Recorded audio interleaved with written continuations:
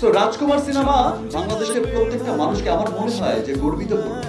ঈদের দিন মুক্তি পেল মানুষকে শাকিব কিন্তু খানের সিনেমা ভাবাবে যে রাজকুমার। আরে আমাদের হিমেল সিনেমা আশরাফ এত দূর পরিচালিত চলে এই গেছে, সিনেমা নিয়ে এত ভালো দর্শকদের হয়েছে, মধ্যে উত্তেজনার এই যেটা চিত্র দেখলে মনে চোখে হবে যে পড়ে প্রিয়তমার চাইতে রাজধানীর অনেক একটি অনেক অনেক মাল্টিপ্লেক্সে। অনেক লার্জ অফ দ্য আমি লাইফ ফার্স্ট একটা টাইম সিনেমা, শাকিব খানের অনেক সিনেমা মানে পুরোটা দেখলাম। আমি রাজকুমার প্রথম সিনেমা মেগা স্টার, নিয়ে সেটা সত্যি আমরা অনেক জানি। গর্বিত।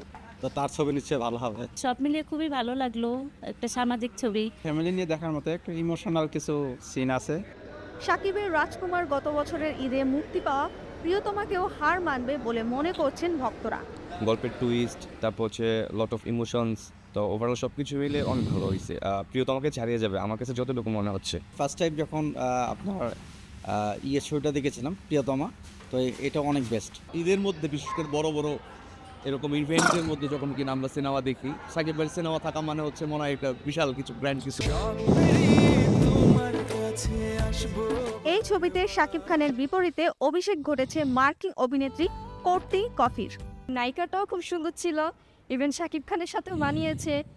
ওদের গানটাও ভালো লেগেছে, যে গানটা আর কি প্রকাশ হয়েছে। শাকিব খান মানে এক এক সময় এক এক রকম চেঞ্জে আসে, তো একটু ডিফারেন্স লুকে তাকে দেখতে ভালো লাগে। তো দ্যাটস ওয়াই আমি চুজ করেছি হচ্ছে রাজকুমার দেখব।